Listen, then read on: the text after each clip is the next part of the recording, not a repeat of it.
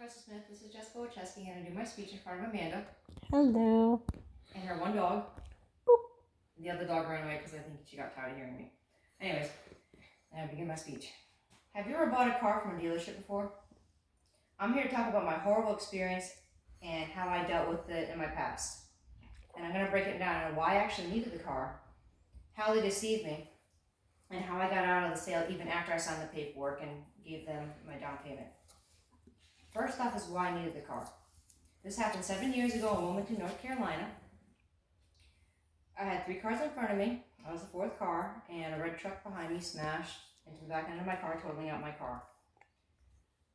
Fortunately, nobody was actually hurt, so that was a good thing.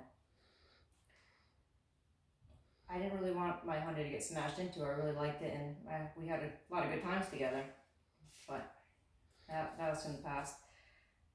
My rental ended up being a Kia Optima. I love this little car, and it was good. I beat the snot out of it because it was a rental.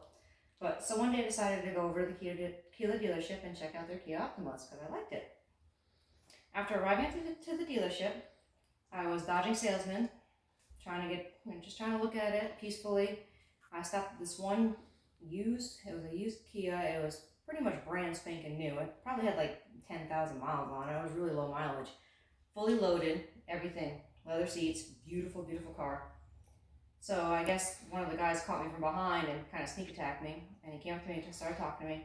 Well, unfortunately, this Kia Optima was way out of my budget, so I had to end up looking around. At this point, another salesman came up to me and started talking to me, and he told me there's a car in the back just came in. It's $12,000. It was a Hyundai Sonata. That was the one that smashed. That was the car that I just lost. So I was like, yeah, I'll check it out. Why not? So he brought it around, took it out for a test drive, ended up actually really loving it. So he brought it back around, and I was like, I tried to talk him down. Well, that's what you do at a car dealership, you try to talk people down. So he's laughed at me. He's like, oh, no, you can't. No, that's a good deal. That's out the door. You can't. So, stupid me, I ended up signing out the paperwork, and I asked him before I left, I said, can I keep the car here? Because I still have the Kia Optima. I wanted to enjoy it, beat the snot out of it a little bit more. And then after I had to return it, I'd come pick up the Sonata. And he said, yeah, go ahead. That was a bad decision on their part. So late at that night, I was in my bed, I was trying to fall asleep, and I was tossing and turning, and just something didn't seem right. I don't know, I just couldn't fall asleep, and something told me. So I ended up going inside their website, and they didn't take the car offline yet. That car was on there for $10,000. And all I can think at that point was, those assholes. Sorry for my French. But, so I called them the next day, and I said, paperwork all signed. So I signed over the check from the insurance company. They told me, they're like, no, we can't do anything. Paperwork's already signed. So I called up the place that gave me the check, and I canceled out the check, and I had them send me a new check. That was the first thing I did. I was like, and I told them, I said, I'm not taking that car off that lot. It's not my car. I was scared. I didn't know whether I could actually get out of that sale. So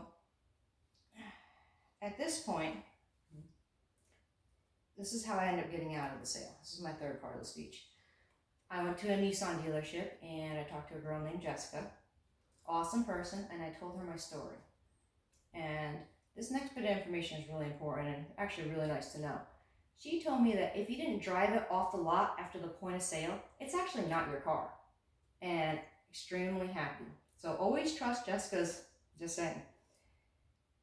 And so at this point, I called them. It was on a Friday, and I called them. Well, it was 3 or 4 days I was calling them for, but on Friday I called them and I threatened them with a lawyer. I said, if you guys don't totally deny this whole entire sale, I'm going to have a lawyer in there. I said, I know my rights now. That's it. Well, come Monday morning, they ended up calling me up and telling me, hey, we're going to give you this car for $10,000 now. At this point, I'm like, you guys no, I'm sorry. You guys should be ashamed of yourself for trying to do that to somebody.